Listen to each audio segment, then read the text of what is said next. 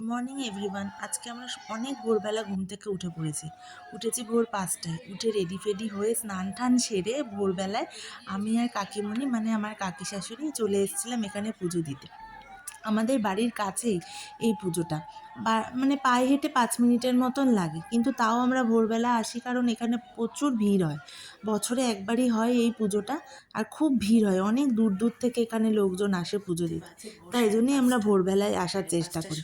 আর আজকে আমার মাম্মাকেও নিয়ে যাইনি, ওকে ওর পাপার কাছে ঘুম পাড়িয়ে রেখে গেছি, কারণ কখন না কখন আসবো এত ভিড়ের মধ্যে, তাই ও ছোট মানুষ নিয়ে যায়নি। সেখানে রক্ষাকালী পুজো হয়, মানে ওই রক্ষাকালী ঠাকুরের নাম করে এই জায়গাটার নামও রক্ষাকালী তলা। তাই আজকে সেখানে পুজো, আমি আর আমার কাকি শাশুড়ি দুজনে, কাকিমণি আর কি, দুজনে যাব এখন পুজো দিতে ওখানে। আর বাইরের ওয়েদারটা একবার দেখাচ্ছি, বাইরেটা এই আর যখন উঠেছি দেখো তখনও সেরকমভাবে মানে ভোরের আলোও ফোটেনি, অন্ধকার অন্ধকার, আর রাস্তার লাইটগুলোও নেবেনি।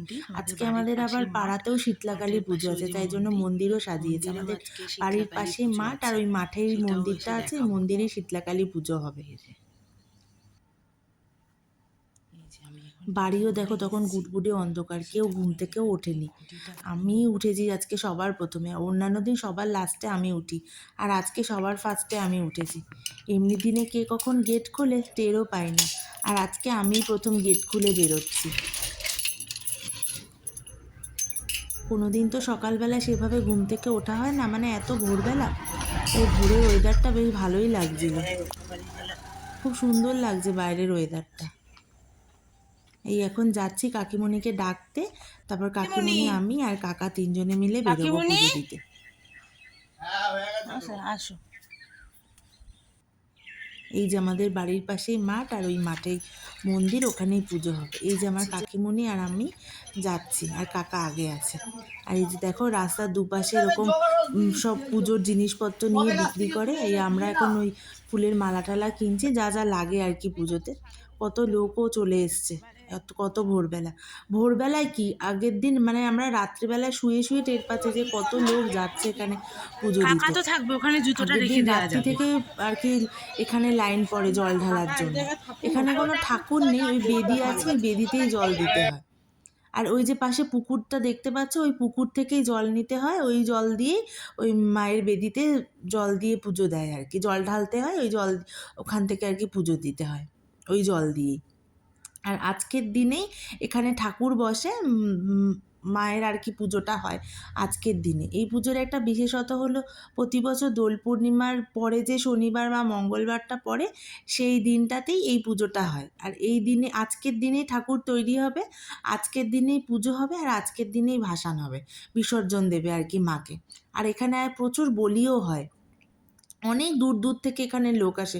খুব জাগ্রত এখানকার রক্ষাকালী ঠাকুর আর কি। এই জায়গাটার নামও জানো তো, রক্ষাকালী তলা। রক্ষাকালী ঠাকুরের নাম অনুসারে এই জায়গাটার নামও রক্ষাকালী তলা।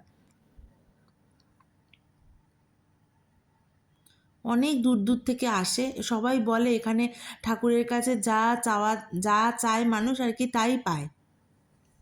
এর জন্য দেখো কত লোক দণ্ডি কেটে পুজোও দিচ্ছে, ভীষণ জাগ্রত ওইখানে ঠাকুর। আর বিকালবেলায় অনেক বড় মেলা বসে, আমরা আবার বিকালবেলাও আসি। বিকালবেলায় না, রাত্রিবেলায় খাওয়া দাওয়া করে ওই 11টা নাগাদ আবার আসি, মেলা টেলা ঘুরে টুরে যাই, ঠাকুর দেখে যাই।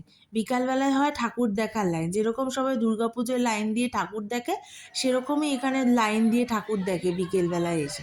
প্রচুর লোক আসে, বীভৎস ভিড়ও হয়। এই যেটা হচ্ছে মন্দিরের মানে ওই বেদির ওখানটা ভেতরটায়, এতক্ষণ বাইরেটায় আমি দেখালাম, আর এখন এই ভেতরটায় হয়।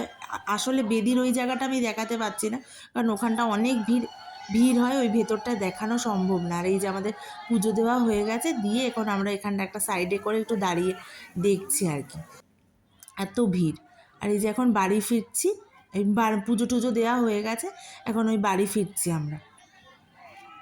আর আজকে ভিডিওটা এখানেই শেষ করলাম, কেমন লাগলো অবশ্যই জানিও।